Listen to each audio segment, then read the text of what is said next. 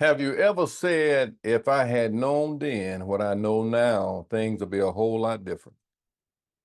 Have you ever made decisions you look back and say, my goodness, that wasn't a real wise move. That wasn't a real wise thing to say. That wasn't a very wise purchase to make. We're going to talk about wisdom today. We're going to talk about faith. We're going to talk about that word trust. Trust, faith, and trust. This is a very, very powerful lesson. Thank you for joining with us today. And just get your Bibles or your iPads or your telephones, whatever you're using now for your Bible device. And let's jump into the Word of God. The subject again is faith and trust. We're in Proverbs chapter 3 and the first 8 verses. I'm going to try to stick with my notes as much as I can because this is a lot of information in these 8 verses here. So I'm going to begin by giving a little context. The book of Proverbs is generally attributed to King Solomon. You see Proverbs 1 and 1. His wisdom, Proverbs' wisdom was, or Solomon's wisdom was renowned. 1 Kings 4 and 30 through 31, chapter 10, verse 24. And over 3,000 Proverbs originated with him. Read this in Proverbs 4 and 32. So he was an ideal person to write the book of wisdom literature. Not only that, the text attribute 2 sections to Agag, which is in Proverbs 30 and 1, and King Lemuel in Proverbs 31 and 1. The significance of proverb is how it communicates what makes up a life of wisdom. Some readers, the book of Proverbs reads like a disjointed set of oracles without any connection. However, 5 sections divide the book up. The first one is an introduction to wisdom. That's Proverbs 1, chapters 1 through 9. The Proverbs of Solomon, chapter 10, 1 through 22. Then go down to 16, 25, 1 through 29, and 27. Then the words of the wise, Proverbs 22, 17 through 24, 34, and the words of Agag, Proverbs 30, and the words of King Lemuel, Proverbs 31.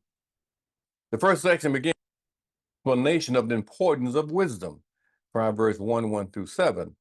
After the introduction, most of that section is written from the perspective of a father to his son on the importance of seeking wisdom from the Lord. So with one exception, Proverbs 3 and 5, the poetic order of each pair of verses in today's section, scriptures follow the same pattern. First, the father gives his son a negative command, Proverbs 3, 1a. Then number 2, the father gives a positive command, Proverbs 3, 1b. And then finally, the father concludes that section with a promise for his son. That's in Proverbs 3 and verse number 2. Our first part of our lesson is law, one law, and that's Proverbs 3, 1 through 2. And we're going to come back and just kind of read through the whole verses as we go through the section. So I'm going to just kind of go right into one law, Proverbs 3, verses 1 and 2. The first part on the one law, let's call it letter A, which is as is outlined in your Sunday school book, is remembering commands. And this is going to be A1A, the first part of the first verse.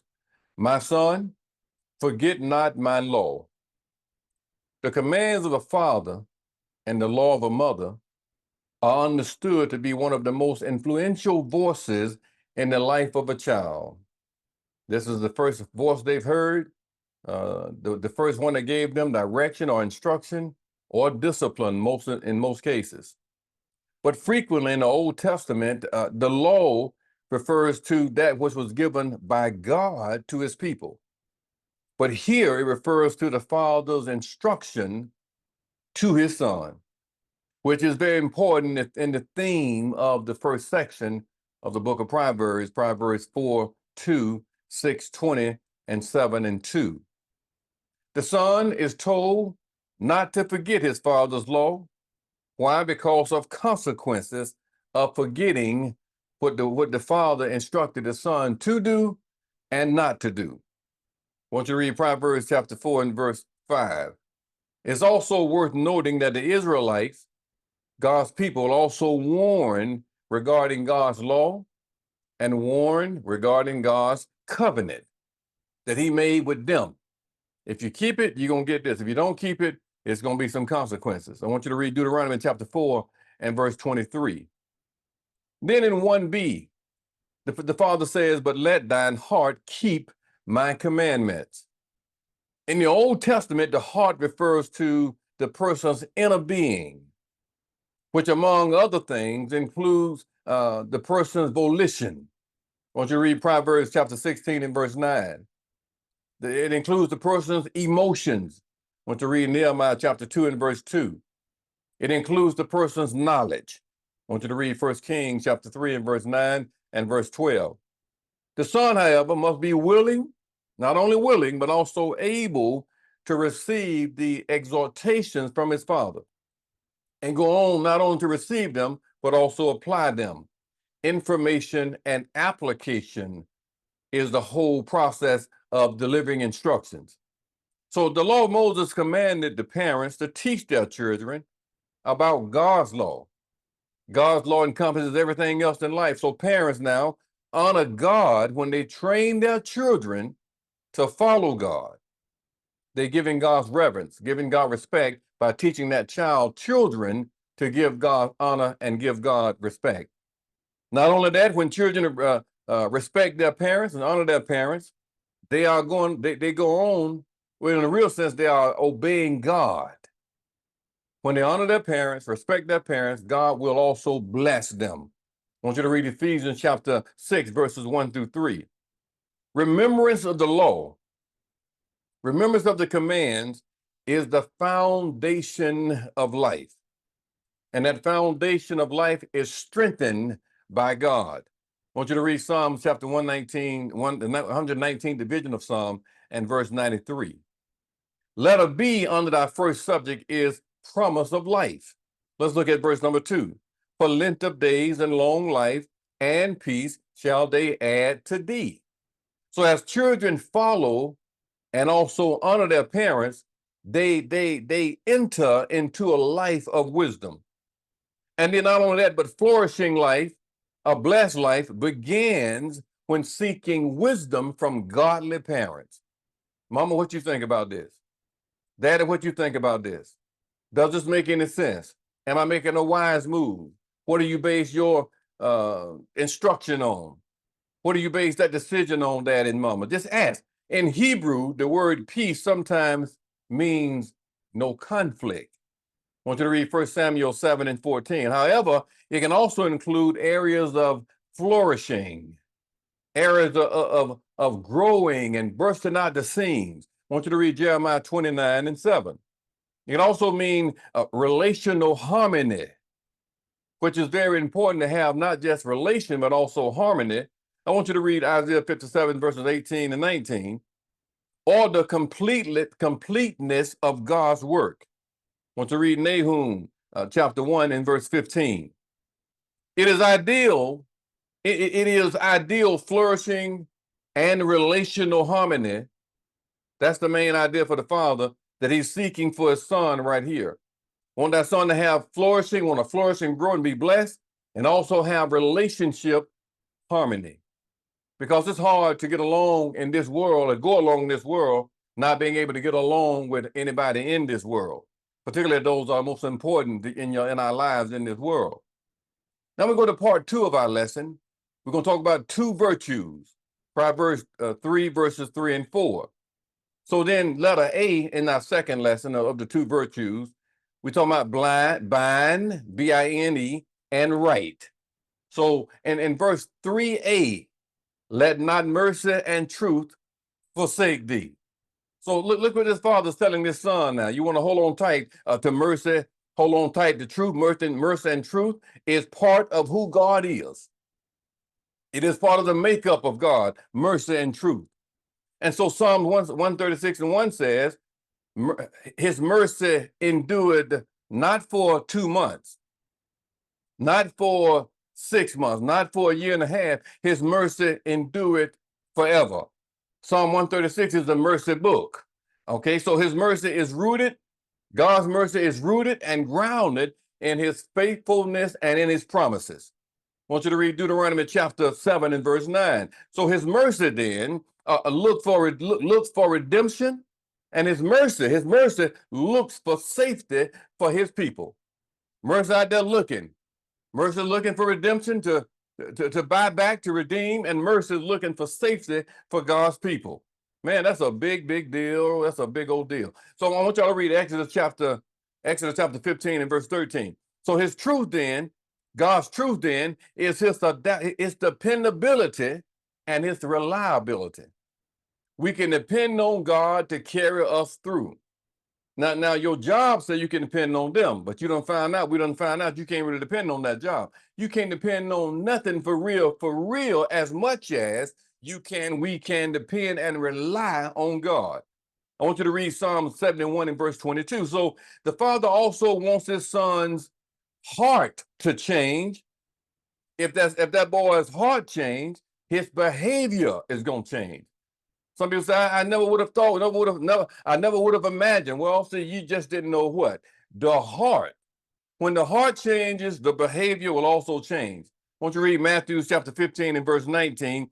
A life seeking God's wisdom. A life that's seeking God's wisdom in that life that is going to develop. It's going to run after mercy and truth. It's going to develop. It's going to run out. It's going to bear fruit of righteousness. Why? Because it's going to lead to doing things in a wise way, wise activities, wise actions. If we pursue mercy and truth, and that takes some time and some developing in life. I want you to read Proverbs chapter 20 and verse 28.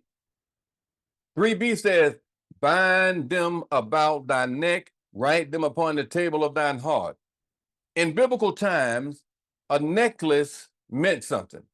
Okay, so that's in biblical times. I don't know what it means now too much nowadays now. So it was a sign of honor and a sign of rank. I want you to read Genesis chapter 41 and 42, and then Daniel chapter 5 and 29 about necklaces around their neck. And to wear something around the neck revealed how important, how meaningful this thing around their neck was to the one that wore it around their neck. So we see here then, we see figurative language in this verse that highlights how far the son should go, how hard he should work and push to develop a life of mercy and a life of truth.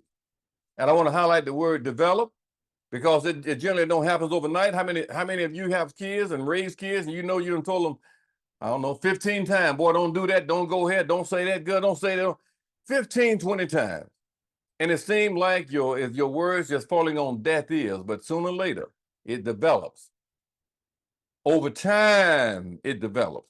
Deuteronomy chapter 6 and verse 6 through 8, God commanded the people of Israel not just to read the law, but to internalize the law and to take the law of God, the word of God, and apply it to every area of their life. Then that's a pretty big deal. So a life of wisdom then, oh my goodness, a life of wisdom will develop standards. It'll develop standards in the heart of a marriage, standards in the heart of parenthood, standards in the heart or core of a business, standard in the heart or core of employment.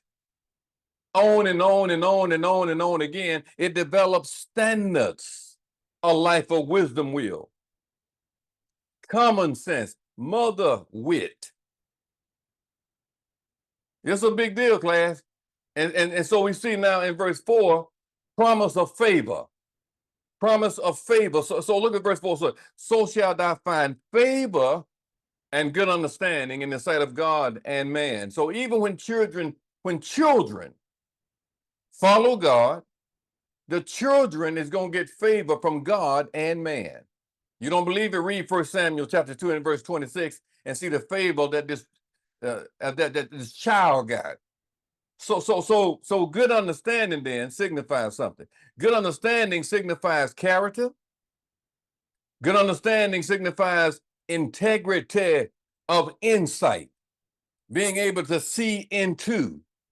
That leads the person then, when they have integrity of insight, it leads them to act right. Just do right. Just quit showing out and cutting the monkey.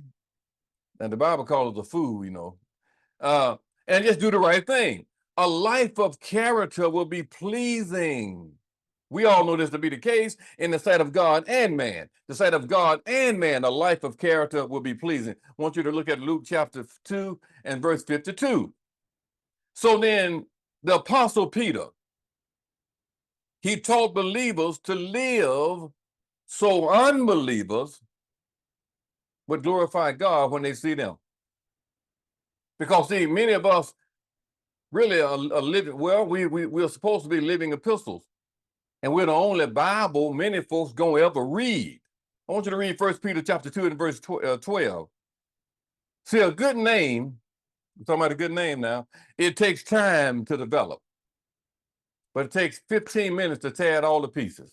A good name. And we got to ask the Lord to give us the wisdom, Lord, to protect the good name you've allowed us to build. Because it don't take long to tear it all to pieces. So not only then is there a personal benefit, but there are also avenues to honor God and reveal him to the world if we do the right thing. Not only is it, let me say it again, not just personal benefit to getting wisdom, but it opened up doors and avenues to reveal the world to God. What a mighty God we serve. Angels bow before him, heaven and earth adore him. What a mighty, mighty God we serve. So now we're in the third section of our lesson. The number 3 is one trust. Proverbs 3, verse 5 and 6. So in letter A, in one trust, relying on God. 5a says this, trust in the Lord. How should we trust him, Solomon? With all thine heart. Now we tend to trust in things, and we have a tendency to trust in people. Even more so than we trust in God. Y'all know why? Because we can see the things. See, we can talk to the people. And we can, and in our mind, I can hear your vocal cord. I can hear you talking. I can't, you can't hear God like talking like that. You can't see him. And we have a tendency from a human standpoint to trust in folks. And so then this is what we call misplaced trust. And that misplaced trust is short-lived, and that misplaced trust is very unwise. We're talking about wisdom today, but that's very unwise. So then this father wants his son to develop trust in the Lord of Lords, the King of Kings, sovereign, omnipotent, omnipresent, everywhere at the same time, omniscience, got all the knowledge, everywhere at the same time, got all the power. I want your son to develop trust in him. He's worthy. He's worthy to be trusted and worthy of all our praise. And not only that, class, he is the source of our total supply. And he's the source of our salvation. I want you to read Isaiah chapter 12 and verse number 2. You see, total commitment. At one time you could just say commitment. Now you got to add total, absolute, positively, sure enough committed. Well, total commitment is trusting in the Lord with all our heart. And that level of trust is going to usher in the blessings from the Lord. That level of trust is way beyond human comprehension. We don't understand it. We can't figure it out, but we got to trust in it. The old folks say, I will trust in the Lord. Always. They say, until I die, I'm going to trust in the Lord. And so we got to learn. I want y'all to read Psalm chapter 37, verse 3 through 7. Then verse 5b. Look what he said. Say, and lean not unto thine own understanding. I know you think you got a lot of sense, okay? I know you got more degrees than a thermometer, okay? But don't lean. to your own understanding, Ricky. Don't lean to your own understanding, class. Proverbs 16 and 18 makes it real plain. See, the remainder of the reminder, right, of this for this child to lean not to his own understanding is another warning against that thing called pride. You heard of that word, pride. I know what I'm doing. I know where I'm going. You can't tell me what to do. I've been doing this longer than you. I got a whole lot of learning and training and skill and this here. I already know. Pride. He's a bad boy. His name is Pride. You heard of him. Pride. You see, I'm going to tell you, only foolish people trust themselves more than they trust the wisdom of God. He ain't got no sense, see. He trusting himself more. Matter of fact, let me just read Proverbs 28. I got to give some backup on this one. Proverbs 28 and 26. He that trusted in his own heart is a fool. That ain't what Ricky said. That's what Proverbs 28, 26 said. But whosoever walketh wisely, he shall be delivered. Proverbs 18 and 12 said this. Before destruction, the heart of man is haughty. Before destruction, the heart of man is haughty, and before honor is humility. We better listen to somebody. See? So all the wisdom of the world, it ain't nothing to God. All the wisdom of the world is foolishness to God, in the eyes of God. I want you to read about what Paul said about that in 1 Corinthians chapter 3, verse 18 and 19. See, some of y'all think y'all so smart out there. See, read what Paul said in 1 Corinthians chapter 3, verse 18 and 19. It will make us, it'll humble us down and make us say, oh my God, I'm sorry, excuse me. I'm so sorry. So now in letter B, in that section, we see promise of direction. Look at what he said. In verse 6, in all thy ways, acknowledge him, and he shall direct thy path. To acknowledge God is to know God. And to know God is to submit to his will. And by submitting to God and submitting to the will of God, we can then be assured that he's going to direct our path. Boy, it is something else. The Lord said, don't go down there. Go down here. Don't leave now, leave an hour from now. Matter of fact, don't even go down there at all. Don't say nothing to him. Don't say nothing to it. No, I'm going to say something. I'm a man. Well, see there? And that's where trouble coming. Look here. Trouble coming right down the road behind you. Matter of fact, he's going to get in front of you. So rather than the Lord leading our way, not trouble is leading the way. It's something else. So I mentioned earlier that God is all-knowing. What is all-knowing? He's omniscient. God is all-present. He's omnipresent. And he's all-powerful. He's omnipotent. Don't we know God can handle it a whole lot more than we can handle it? The answer to that is yes, he can. And so we can trust that he will provide, and we can trust that he will direct our ways, our thought, our mind. I want you to read Jeremiah 10 and 23 and Psalm 16 and 11. So now, having said that, that don't mean life gonna be easy, okay?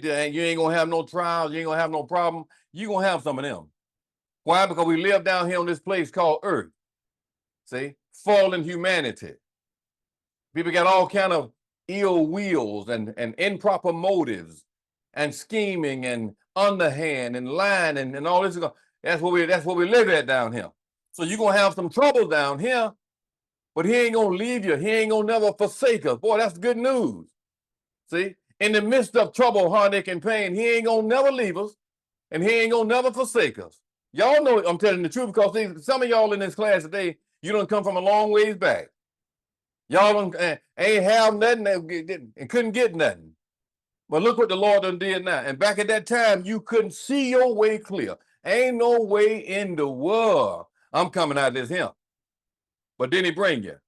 Then he carry, then he teach you, and he leads you, and he picked some of us up and toted us and carried us. Boy, I'm almost down the Lord's side. So now we get into the fourth part of our lesson. The fourth and last part, 2 actions in verse 7 and 8. We got to bring it on to a close. So in verse, these 2 actions in verse, the letter A, we say fear, F-A-R, and avoidance. Look at what 7a says. Be not wise in thine own eyes. To be wise in thine own eyes is to think that what we know is enough. You see, I done got this degree, then I went on and got that degree. Then I wasn't satisfied, I got that degree. Then I got that degree. Then I went and got me a doctor of divinity. Boy, look here. I know enough. You don't know enough. That's in your own eyes, see. So James 1 and 5 makes it real clear that God is the source of all wisdom. God is the source of all wisdom. So as a result, God's people should avoid lives of pride, lives of arrogance, and say, Lord, I need you to help me. Lord, give me some wisdom. Give me some more sense. I sure enough need you to help me. And I want you to read James chapter 3, verse 13 through 16. So the example of King Solomon, you heard about King Solomon. This man here had more sense than anybody, so to speak, more wisdom. But you read about him, it was a warning. A warning. He received wisdom from God. You read about it in 1 Kings. This is in 1 Kings chapter 3, verse 5 through 14. He says, I'm a little bitty boy, Lord. I don't know what to do. All these folks out here, I can't even count them. I don't know. I'm just I don't know who to tell to go, who to tell to come. I don't know what to do. Give me some sense. God gave him some sense and gave him some money. And down the line, he didn't follow God, and it got him in trouble. I said, down the line, all them women he had, messed him up. I'm telling you, y'all read it in 1 Kings chapter 11, verse 1 through 8. See?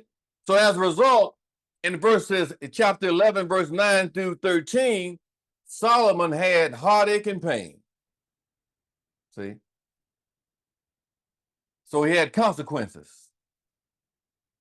Consequences that was gonna go past his lifetime. Consequences. That was gonna be in his bloodline. Consequences. We got to ask the Lord for wisdom every day of our life.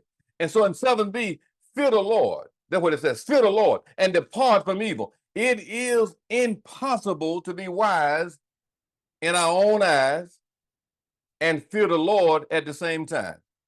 Because fearing the Lord is going to bring humility. Fearing the Lord is going to bring respect. Fearing the Lord is going to yield to wisdom, true wisdom. Not sensual, earthly wisdom, but wisdom from above. Fearing the Lord, it also, look at this, brings about church growth. Y'all didn't know that, did you? See, fearing the Lord brings about church growth. I'm not just talking about in numbers, but spiritual growth. We got to have spiritual growth too now. You know, sometimes folks, what you running down there, Doc? What you running? How many folk you got down there? No. How they living down there? See? So I want you to read Proverbs chapter 1 and verse 7, Acts chapter 9 and verse 31. To depart from evil involves something. To depart from evil involves an attitude of repentance, turning away from sin and turning to God in faith and obedience. I know this is old time, and I'm talking about turning away from sin. Folks don't want to hear that. He's talking about sin. I see. Folks want to hear about get me a house, get me a car, get me all this here. That's all right, but there's a standard in the house of God. See?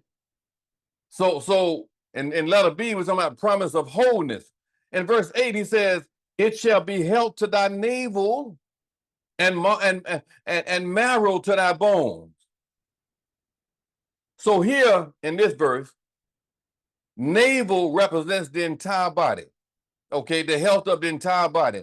And then marrow is the life-giving tissue that's located in the cavities of the bone. Little bit of kid, we were so poor coming up, we used to eat, we did. We got that chicken bone. Y'all, you see, some of y'all, we had that chicken bone, that old leg as a child. Boy, we carved it, opened it, we ate all the chicken off the gristle, we got all that. Then opened the bone up and got the marrow at the bone. Y'all don't believe it, so y'all don't want, I'm telling you, some of y'all don't forget where you came from. That's why you can't, some of y'all ate some of the bone. Not to mention just the marrow out the bone. So the substance in that bone, it created blood cells, provided energy for the whole body. But probably this guy at this time didn't know about that marrow in that bone, and didn't know about all this stuff that's going on in the bone. So the son is promised then, what the son is promised, he's promised health, and the son is promised vitality when he follows the teaching of his daddy, of his father. I want you to read Proverbs chapter 4, verse 20 through 22. So we know that a person's status in life, and we've seen this, don't always correlate with the quality of that person's heart. I've seen folks doing real good, riding the mighty high, boy. David said, my foot almost slipped. When, David? When I saw the prosperity of the wicked. Sometimes bad folk live good. Sometimes good folk live bad. But you know what? There's a day is going to come for the good folk, where the Lord's going to put you in a place where streets are paved with gold. Mansions in my Father's house, I mean a whole lot of them. That's the time that's coming. But we got to live right down here. This is a dressing up room down here. Don't get it twisted. Don't get it confused. We're talking about faith and trust, and we are out of time. Look, y'all have a great rest of the week, and we look forward to seeing you again next week for our next Sunday School review. Y'all take care.